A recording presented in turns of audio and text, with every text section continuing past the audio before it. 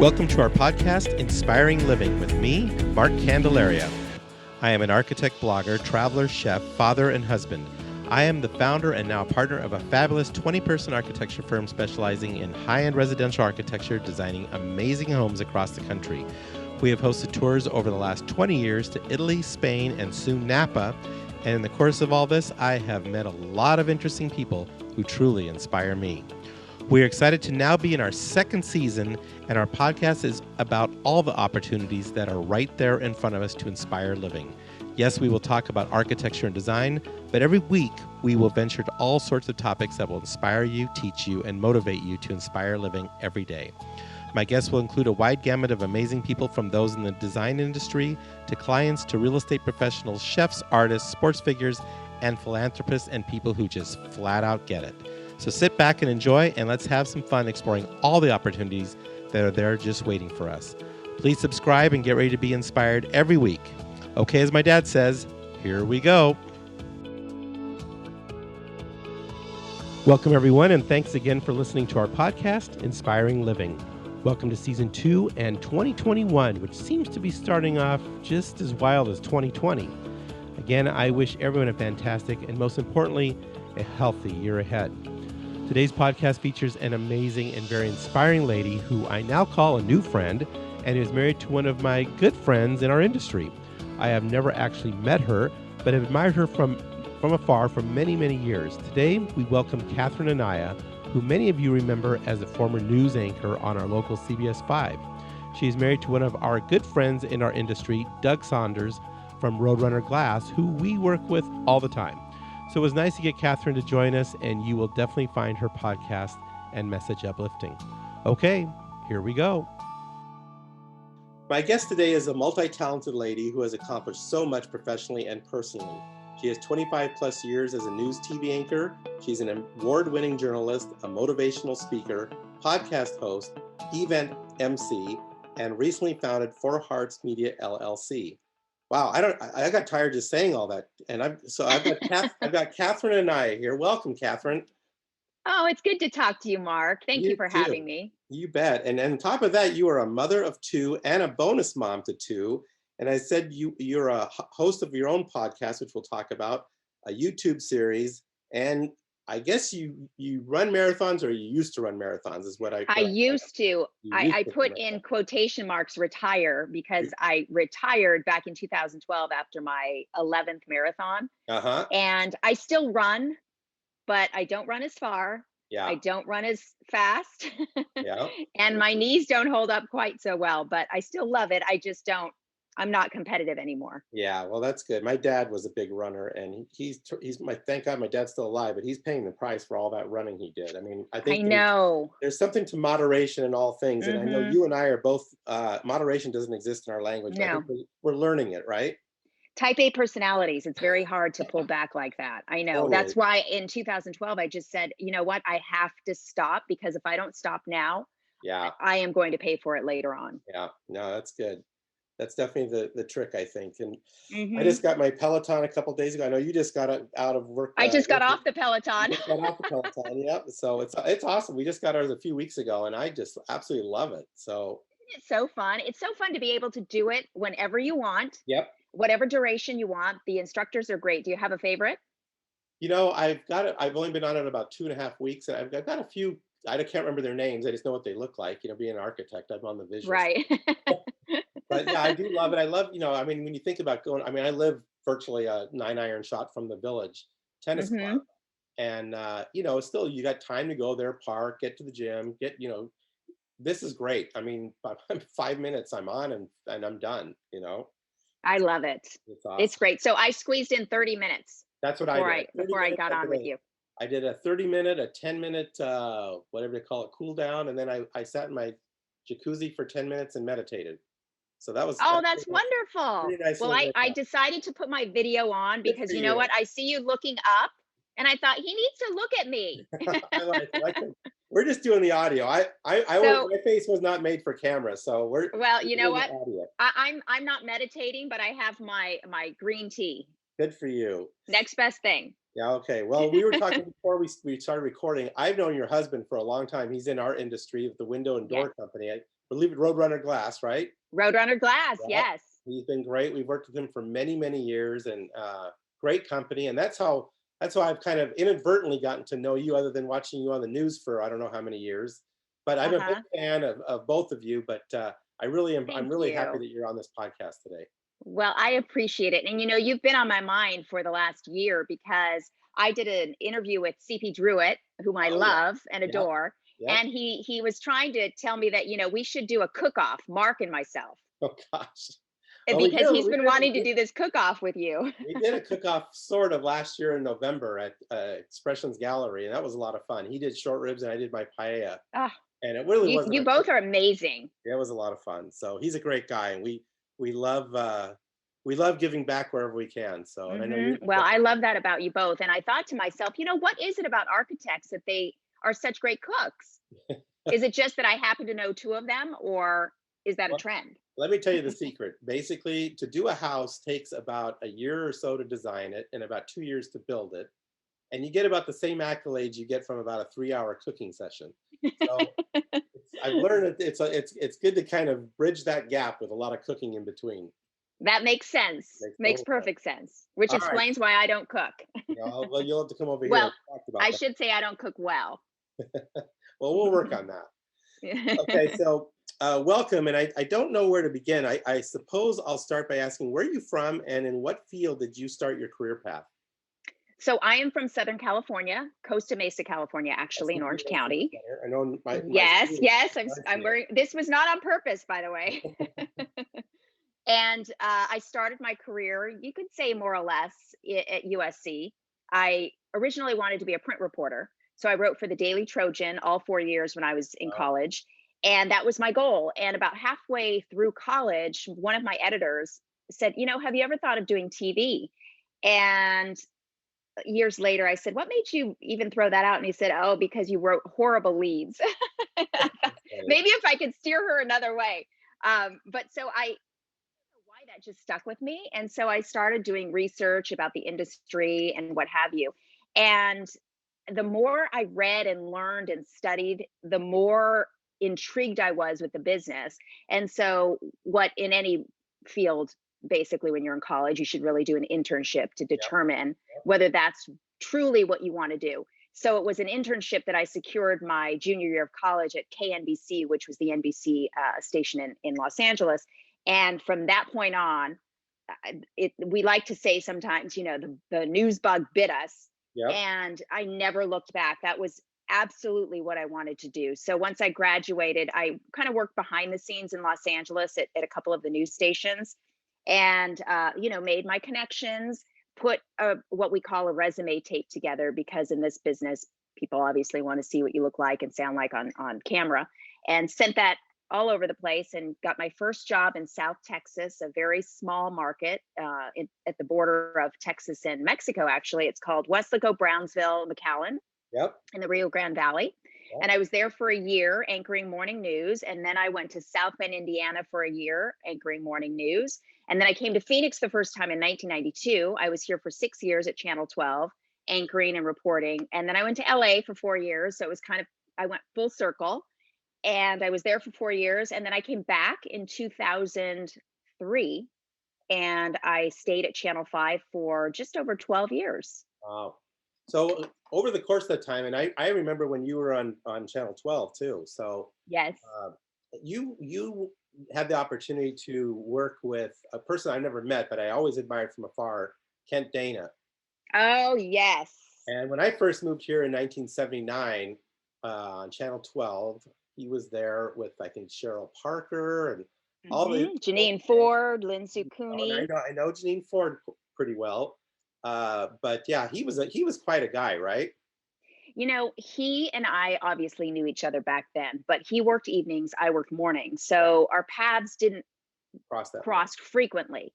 And then when I went to Channel 5, I was there for, I believe it was a year, maybe a year and a half before we hired him away from Channel 12. Right.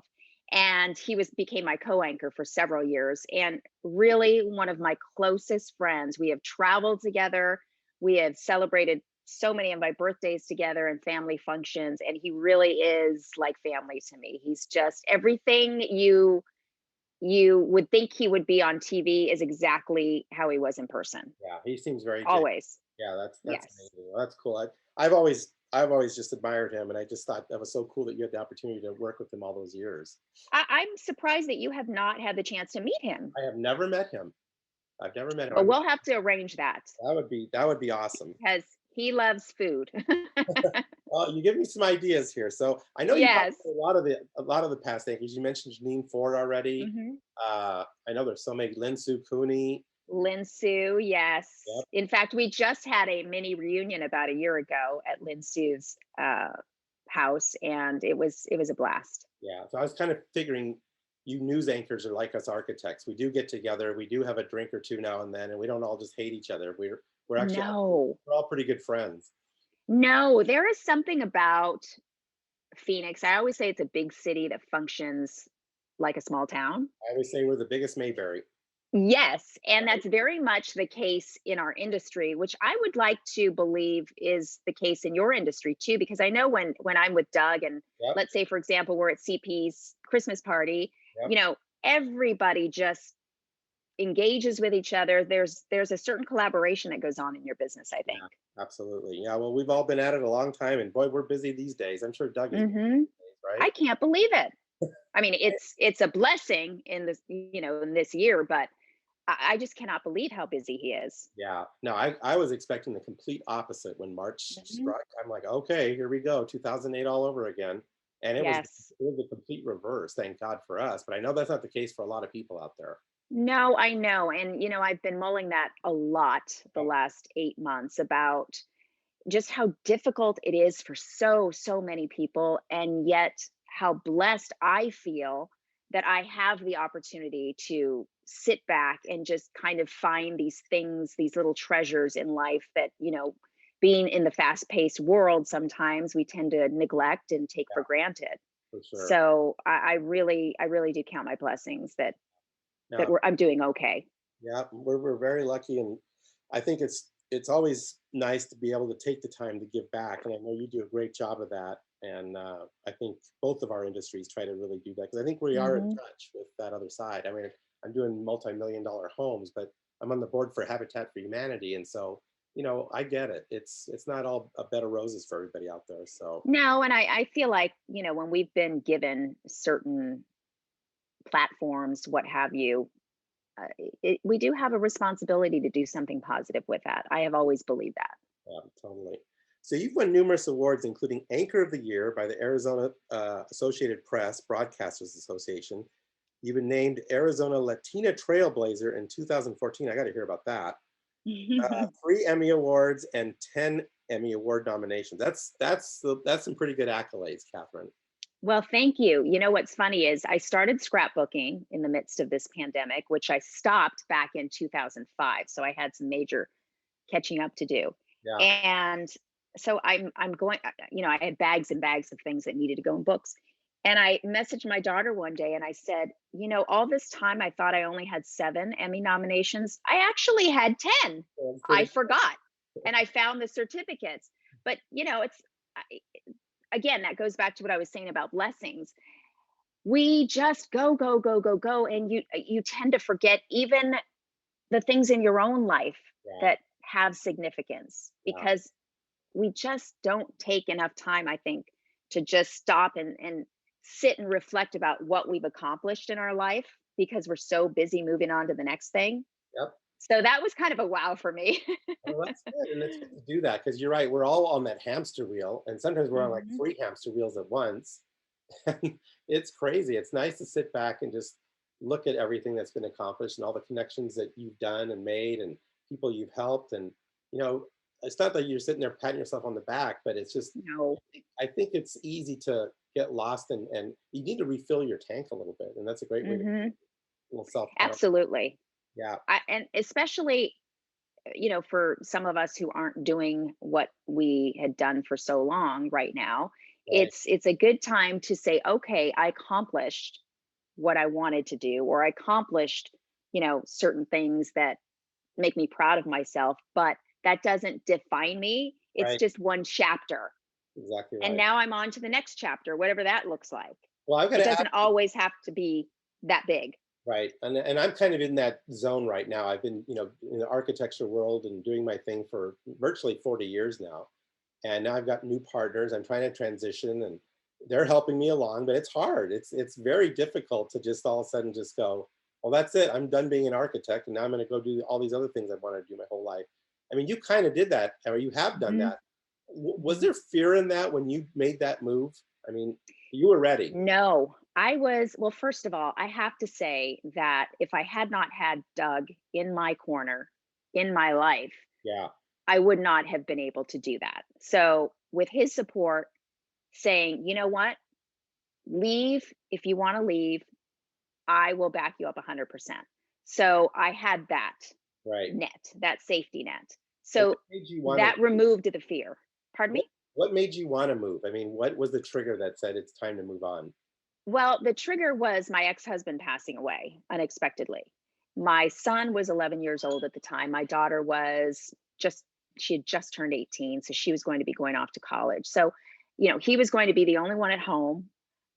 As it was, I was parenting from work at night. I would see them in the morning, and then that was it before they go to school. So I just knew that if I wanted him to grow up the way he needed to grow up, I needed to be there. Yeah. We could not continue to function the way I was functioning anymore. Yeah. And so that was a catalyst. But I will be honest, probably for a good year prior to that, I had already been feeling like I needed to be here. It just wasn't working. And the kind of hours that Doug works, there was no way I could expect him to fill the role of both of us, while I was at work at night, when he's up at 4:00 in the morning. Right. So I was already feeling that inner struggle and feeling a little like the passion for my work, as much as I love it. The same level of passion that I had always had for it, I wasn't having anymore. I wasn't experiencing anymore. So it was the perfect storm, so to speak. And I think we all fall into the tendency where our work and our career and our profession kind of somewhat define who we are, and when you step out of that realm, it's like, who truly am I? I'm not an architect anymore. If I happen to leave that field and do something else, I'm not a news anchor anymore. What was that like? I'm just curious. I mean, it was yourself, or did you always have a good sense of yourself? I think in the early years, it really defined me. And that's because you're trying to make a name for yourself. You're developing your style. You're fulfilling your dream. Right. So there's a lot of discoveries. I think probably when I moved back here was when I really felt like, okay, I understand who I am, what I'm doing, why I'm doing it, and what's important in life. Right. I learned how to prioritize, but still it is a career that requires so much of you. And so as the years went on and the kids got older, and especially when my ex-husband passed away, it just became clear that I couldn't be on that treadmill anymore the way I was doing it. So I didn't have any fear. I didn't regret it. I was so excited to just be Christian and Brianna's mom. That's cool. Or I remember I emceed an event shortly after I left, and I was at the podium. It was before it started, but people were kind of getting the room ready, and I was, testing my mic. And it was the Phoenix Country Club. And I remember a guy walked in and he said, "Oh, I know you. You're Doug's wife." And I loved that. I remember I came home and I said, "You're never going to believe this. Somebody recognized me because I'm your wife." That's and right. I loved that sense of not having my career define who I was anymore. Right. So what are you doing these days? So I host a podcast. It's called The Women's Eye, where we feature inspiring women who are making a difference and changing the world, which I love. I'm all about giving women this platform and spotlight for the wonderful things that they do.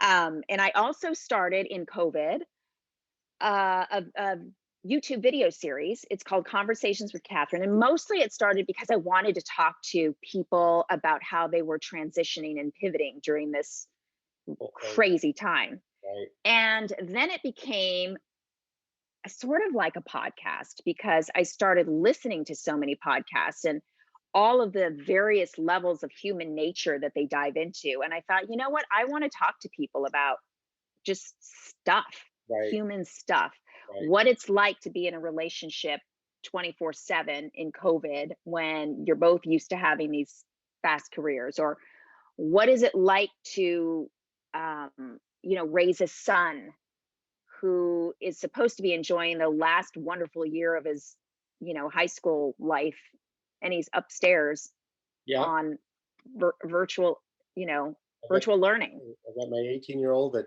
graduated in March, and I mean, when I look at their experience this year compared to what we were able to do, and we Hmm. obviously all took it for granted. It's like they'll never get that opportunity to go to senior prom, or they'll never get the opportunity to walk down the aisle and get their diploma. It's just It weird. it's weird and it's sad. Yeah, It's just sad to me. yeah, yeah. It sure is. So, But so anyhow, all of those multi-level things that we go through as right. humans, Yeah, um, I love talking to people. yeah. So that's what that series is all about. What I love about podcasts, and I love listening to them too, and I love the interview process. I mean, it's one of those things like if I met you and Doug at dinner, we would talk about this and that, and it would never be the conversation we're having right now. And what I Hmm. love about it is we're not only having that conversation, but we're sharing it with everybody. So I'm sure it's the same thing for you, but that's what I've been getting out of these podcasts. I really don't care if I have 15 billion viewers or not. Me too. I enjoy it, and I Hmm. great feedback from people who've listened to it. I go, God, that was so, and that's all I care about. It's just I love meeting people and getting to know people more. Me So, too. And I find that the more people I talk to, the more I find we have in common. oh yeah, The more podcasts I listen to, whether they're celebrities or business people or what have you, the more we have in common. Everybody struggles with the same things at some level. right, We just don't all project it the same way. yeah, that's We very. don't always talk about it. So I was And looking. Go I ahead. find that I find that people love talking, but they're not always given the opportunity. No, that's Like exactly. you were saying, if you're at a dinner, does the conversation always go that deep? No, Oh, but people love going deep. I right. know I do. Yeah. No, and that's the one thing I love about this whole medium. And I don't know who came up with it, but I think it's great. Uh, so you've had some amazing interviews. I was looking through the list here. I mean, one of your interviews, you interviewed Barack Obama at some point, right? Yes, back in 2014 at the White House. What was that like? That was People ask me all the time, "Do you get nervous when you're on TV?" And I say, "No." Do you get nervous when you're in front of big crowds? Usually not. Sometimes I do. It depends on who's in the audience. Yeah. This was the most nervous I have ever been in my life. My knees were shaking, my hands were shaking. We had to stand outside a door because we only had 6 minutes um, with him, I should say. And Yeah. there were 7 journalists there. So, they basically were running us in and out. And so I'm behind the door waiting. And as soon as I went in, the room is full of lights and people. And he's so tall. And at one point, and I'm so short. So Yeah. at one point, before we even started, he said, "Can somebody get her a box?" That was, Because he just knew this is not gonna this oh this is not gonna look good. my gosh. Um, but it was very nerve-wracking because I only had 7 minutes. Yeah. Actually, 6 minutes. I made it 7 minutes. And I just it, it is surreal. It is Yeah. really surreal. Yeah. I I mean, don't even know how to describe it other than it was the most nerve-wracking experience I've ever had, and the most exciting at the same time. yeah. And I've never met have I ever met a president? I don't think I have, but I've met some amazing celebrities. Let's put it that way. And it's Hmm. always weird when you first see them because you see them virtually on TV and all this other stuff, and they almost don't seem real. And until you see them in real life and they're standing there right in front of you, and it's like it freaks you out, kind of, doesn't it? It does because they're usually not as larger than life as you would expect. Right. Maybe they're not as tall as you thought, Right. They're just or yeah, they're just different. it's very cool. And then the other thing that I always experience, both in these podcasts and other avenues, is I'll think of, I'll put my list of questions together. I've got them here and I'm going through them all. And it's during the course of the conversation, I always go, gosh, I wish I would have asked that question. And don't you experience that? I do it all the time. So I listen to a lot of the podcasts when I'm running, and I wished that I wasn't running so that I could write things down, because I think, oh, that was a great question. Yeah. Why didn't I ask so-and-so that question?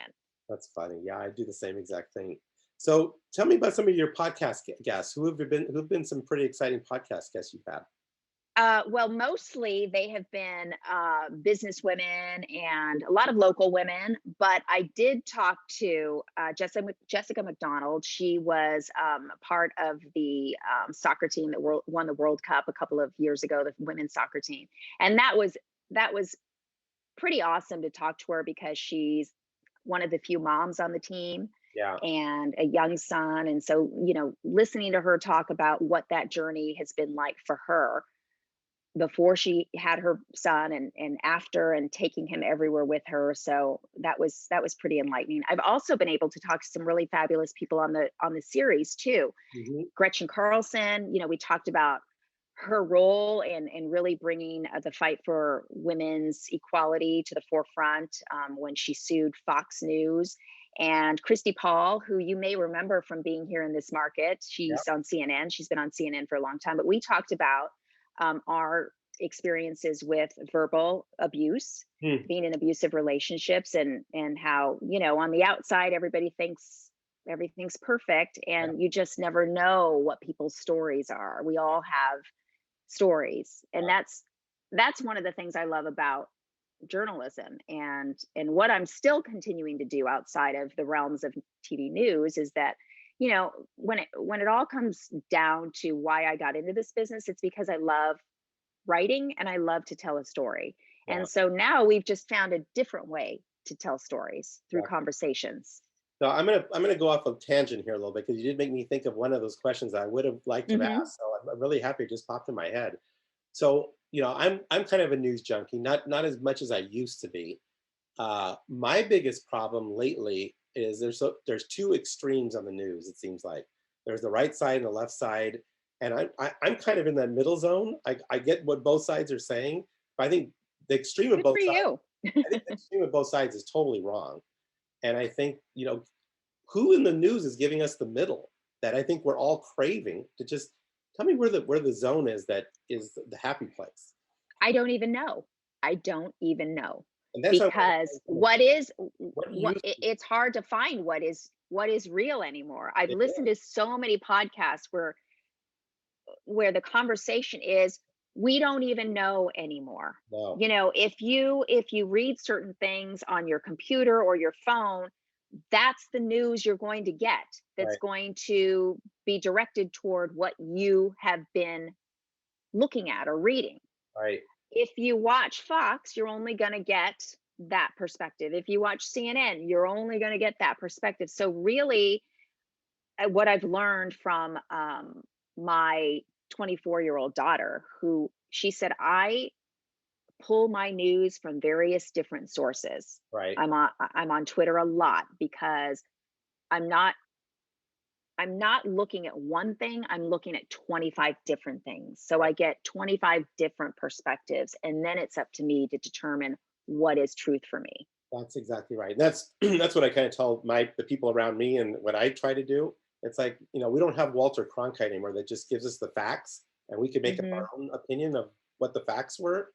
It's like you get bombarded with so much editorialism out there that it's really hard to sort through what is really the truth.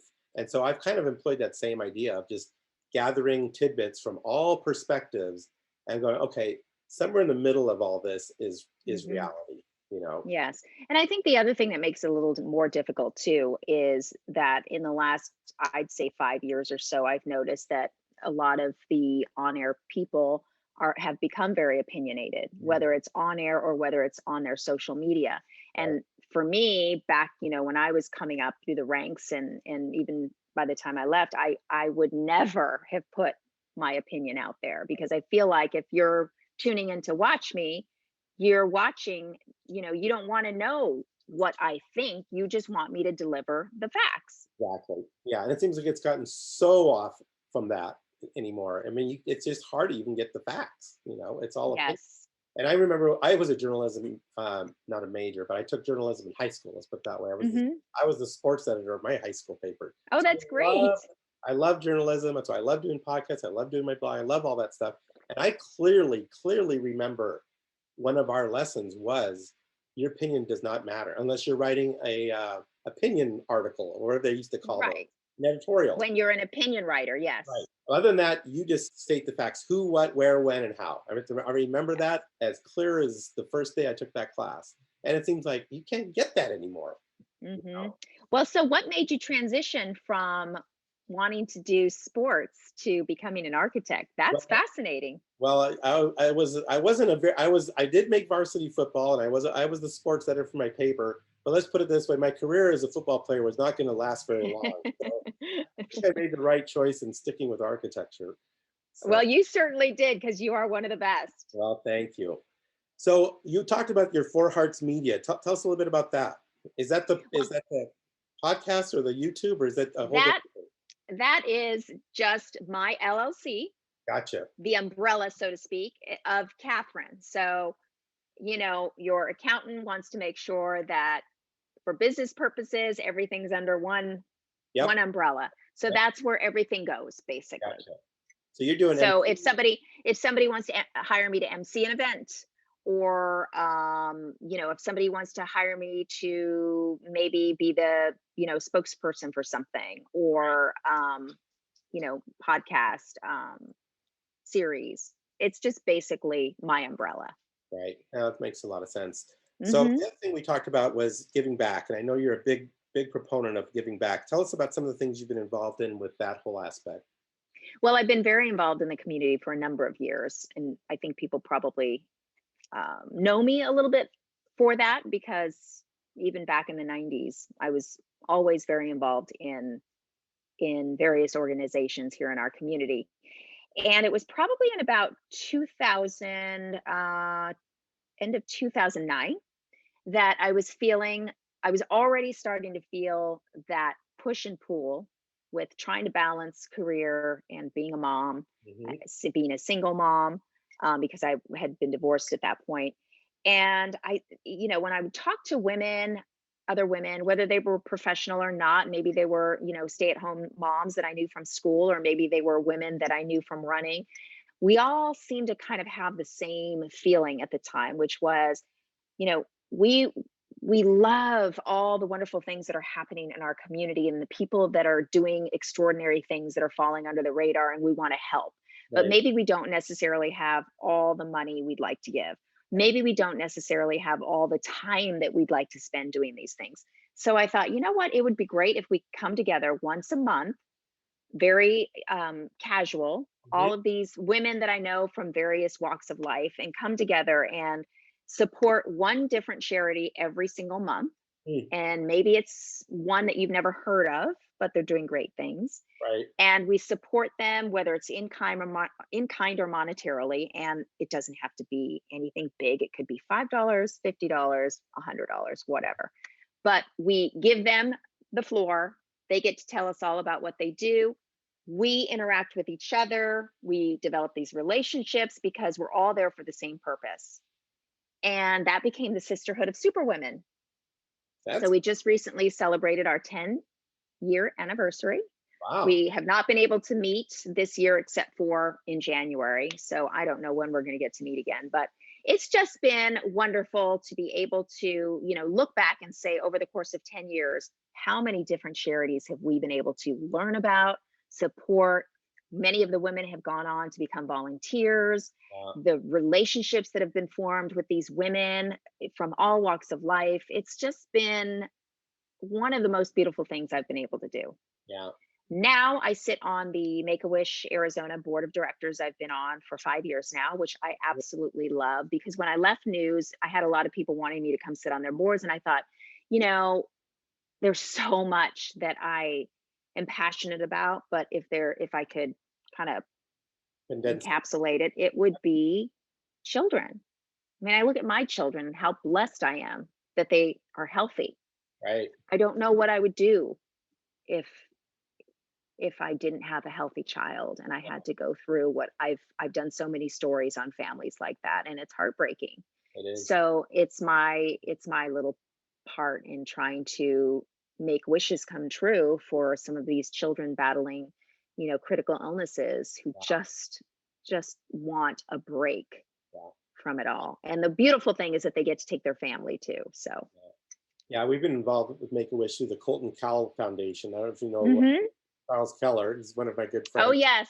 Our kids have gone to school together since they were in pre-K. Actually, we found out that Chaz and Christian were in Gymboree together even before pre-K. So we're way back. Yeah, go way back. We said at the beginning of the podcast, it's the biggest Mayberry in town right here. It is, right. 6 degrees of separation from just about everybody. But what Charles Keller is doing is pretty amazing. We're working with him on that bat cave, and it's gonna just be awesome. So yes, his whole story started with Make-A-Wish.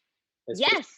So exactly. Yep. So I'm so happy to hear that you're involved too. Oh yeah, we're donating all of our services to build the cave. So oh, that's fantastic. It's going to be awesome. I mean, he's got all the toys, and we're building this the Wayne Manor around it, and it's going to be a lot of fun. So I get the whole aspect of that. I guess one thing that I heard you say that makes me think of things is I think the government. I don't want to get too political here, but I think the government is good at doing certain things. But I look at what some of these charities do, and how the money is just directly funneled into those causes without all the bureaucracy. I just think more needs to be done to stimulate charities than take away from the things that charities are doing. Well, and it's been so difficult for some of these organizations just in the last 8-9 months. We've had to pivot with Make-A-Wish tremendously. Wishball was canceled in March. So that was really tough. And it made it tougher too to be asking people to continue to give. It was such a catch-22 because so many people were financially hurting. So many organizations financially hurting, right. But yet, how many wishes were we not able to deliver because of this pandemic? So it's just been such a snowball effect. Yeah. Just watching the multitude of layers of impact of this on people and organizations. Yeah, I don't think people get it. I mean, we've done our little virtual fundraisers, and we've done pretty well. But then, like on our Habitat for Humanity, it's hard to get volunteers. It's hard to get these houses built now because we can't get church groups because they don't want to gather. And so it's having a big effect on the people that really need the help, I think, in so many ways, both in charities and jobs and a lot of these different factors. So it has been very interesting, empowering to watch, though, people and organizations pivot. Yes. I mean, really get creative. Yeah, totally. It's just been awesome to see that. No, there's a lot of positivity out there. I think, again, with the media and everything, it's really easy to focus on what's wrong with our country and what's not working. But I see so many people trying to make a big difference, and it's just fantastic. And I think more people just need to realize there are those opportunities to get out there. And even if everyone's always looking for these monumental things to do, just volunteer and go help do paperwork or pick up the help. There are little things that make such a profound difference to these people that really need the help. I completely agree. Yeah. Every little thing matters right now. Yep. So we're going to switch a little bit here. You're still a busy lady. I know you're always doing stuff. I see you all the time. So what do you do to get away and decompress and take a break? What's your means of getting off the hamster wheel? Would that be during a pandemic or outside of a pandemic? Well, let's just say both. Let's just say during the pandemic, what have you been doing? And when this pandemic is past all of us, what's your way of kind of, just taking a break and doing things for you, Catherine? Well, my husband and I love to travel, and we love spending time together. He's on this hamster wheel as well. So, weekends we love to go out to dinner, and we've really missed that. But we've also been able to pivot, and we look forward to our Friday nights. Now they stopped allowing you to take alcohol out of the restaurants with to go. So, but we were doing the Zipperita Fridays. Yep. So that was fun. And, we haven't been able to travel, which has been difficult, but we try to make the best of it. So the way that I have been able to get through and decompress through this pandemic is finding all of those things that for years I said, I wish I had more time to do this.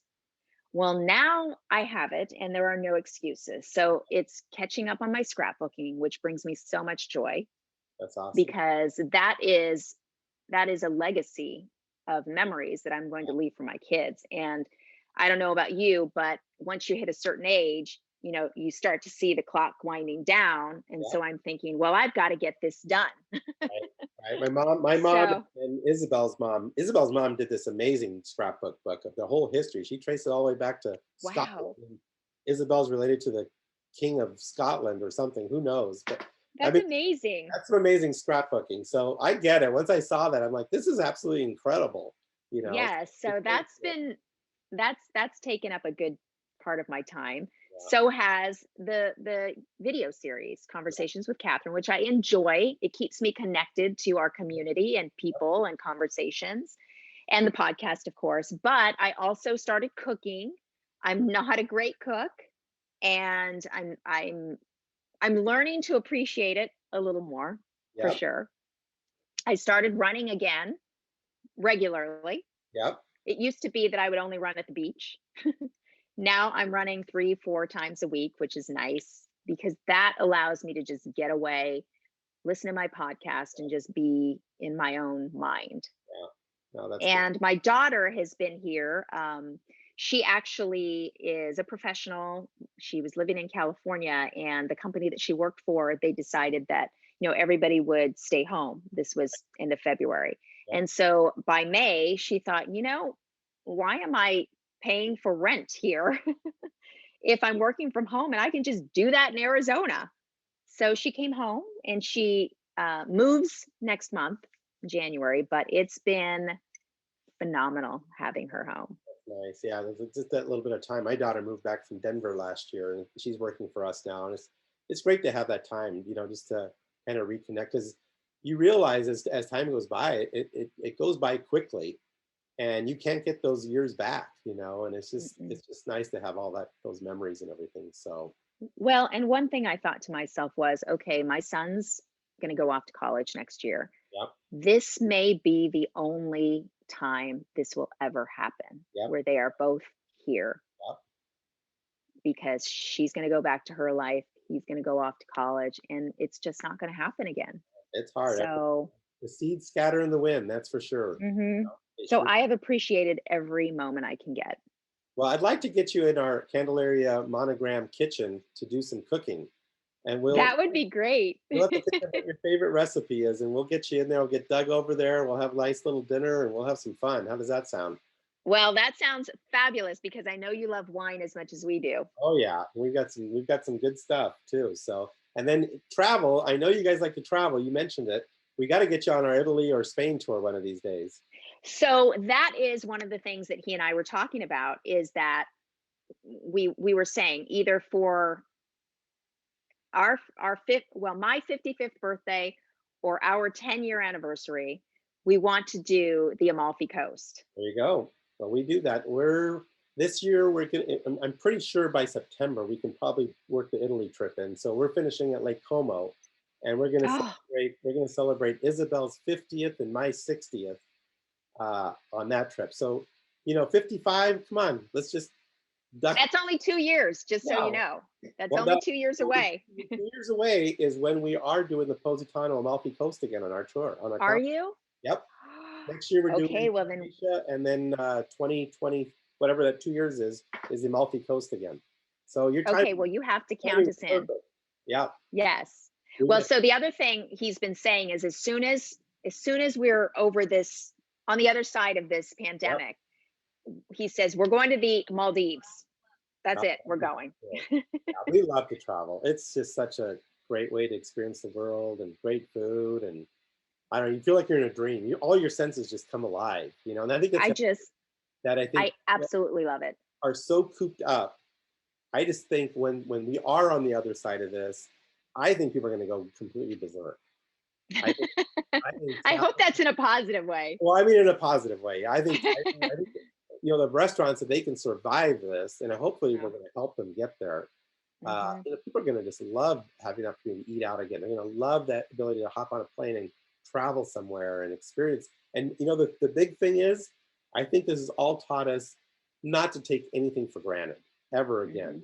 I mean, it's it's interesting you say that, because I think one of the things that we talked about this a lot is we were going all the time. We always had a social function every weekend, every single weekend there was something going on. And we will never be those people again because we don't want to. We have now realized that the only thing that matters is so basic, and it's within the walls of this home. So we will now pick and choose. We will not be the hamsters on the treadmill anymore. And sometimes I think I get emotional talking about it, but sometimes I think maybe that was God's way. This was God's way of saying, we talk people about all the time, slow down. Because you're forgetting what this is all about. Yeah, totally agree with you. Could not, and that's why I like I said, just small groups get together, have a nice dinner. It doesn't have to be in a restaurant. Home cooked. We're cooking together. It's lessons that I learned from our trips on Italy, and it's just such a bonding thing. And so I think there's a lot of great lessons that are coming out of this. That God did force us to stop and take some time and really refocus. And I just hope we don't forget and lose that once we all start climbing back on the hamster wheel. I agree. I know that's going to be easy for everybody to do. It's so easy to get sucked into that again. And I think we just all need to create some type of reminders in the world. Say, hey, remember COVID? Slow it down. Maybe we just need to find a way to post that around, every room of our homes. I think there's some opportunities there that we got to think about, because the world is going to be totally different on the other side of this, but we don't want to forget the lesson that we learned. So, well, I completely agree. Much, Catherine. This has been great. How do we find you? We'll post all of your information on our story notes, but what's a quick way we can for our listeners? So the best way to find me is on social media, and I make it really easy. My handle on everything is Catherine Anaya. And then if anybody wants to email me, I make that easy too, Catherine@catherineanaya.com. Yep, perfect. And you'll find me on YouTube and Twitter and Instagram and LinkedIn and Facebook. I'm all over the place. Well, you're awesome. And I know, but like I said, I've admired you from afar. We've always had this kind of quasi connection through some of your friends and through your husband. So it's finally nice to just, even though we're on Zoom, to finally meet you and see you. So thank you so much. Well, you too. And I'm so appreciative that you had asked me to be on the podcast. I'm so, excited for you that you're enjoying doing this. This space is so fabulous. And thank you. Thank you for giving me the time. Well, hopefully we'll see you on the Amalfi Coast, if not sooner, okay? Yes, please do not let us forget that we have committed to doing that in 2 years. We'll put you on the list. You won't regret it. Okay. All right. Thank you so much, and happy holidays to you. Happy holidays to you. Take care. All right. Thank you so much, Catherine. That was so fun to spend some time with you, and thanks for sharing your story and insights. We have some great podcasts coming to you in January. Next week, we have two inspiring ladies, Jasmine Hall and Delilah Gamper, both from an amazing organization, Elevate, who help connect inner-city kids with education and career opportunities. Then we have my good friends from Habitat for Humanity coming back to give us some updates on some amazing projects they have underway and coming on board in 2021. I am so proud to be a member of the local Central Arizona chapter. They do such an amazing job. So how's that for a great way to start the new year with a little giving back? Okay, check out our blog on our website. Link is also in the episode notes, where we look back at the entire year of 2020 and all that was accomplished over the course of the year, and acknowledging all of those who made 2020 a successful year despite all of its challenges. Okay, I want to give a big thank you to all of you who have been listening to our podcast as our listeners keep growing nicely. Thank you also for the ratings and reviews. Remember, the first review we get dated January 14th or later will receive a free, that's right, totally free Candelaria collection pasta maker. So give us some love on those ratings and reviews, and make sure you direct message or email me that you posted the review so we can get you the pasta maker. We love giving those pasta makers away. We do our best to inspire living in everything we do, from our podcast to our cooking classes to our tours, and of course, with our Candelaria Design homes. Okay, have a great week, everyone. Stay safe, and let's all live our lives with love, compassion, grace, and positivity. See you next week. Because Inspiring Living is all about the people and the organizations that inspire us, we are excited to have Monogram Appliances as one of our sponsors. Anytime we do a new kitchen or a kitchen remodel, Monogram Appliances are what we recommend to our client. Their appliances are the definition of luxury, meticulously detailed using the finest materials and an ownership experience that is second to none. This is how Monogram is always thinking ahead and inspiring and elevating the kitchen experience. Because at Monogram, they don't just elevate one thing, they elevate everything. I want to say a big thank you to my good friends at Stockett Tile and Granite Company, where your project is our priority. I want to thank the Stockett team along with so many others who contributed to the success of our fabulous demonstration kitchen in our new Candelaria design office expansion. You will have to check out our online video cooking classes, and our kitchen is amazing. I've had the pleasure of working with the Stockett team for nearly 40 years on many spectacular projects, and trust me, they are the epitome of excellence when it comes to tile, marble, and granite work, bar none. Their skill and customer service is impeccable, and the bottom line is they are just good people. I have traveled with, dined with, and just had good times, both personally and professionally, with Dave Stockett and his lovely wife, Becky, and they are the best. When it comes to your next tile and stone project, make sure Stockett Tile and Granite is a part of your team. Thanks for listening. We hope you enjoyed our podcast. We encourage you to write a review, screenshot it, and share it with your friends. Please instant message it to me and follow us on Instagram and Facebook. We thank you for listening, and we look forward to sharing more insights to inspiring living next week.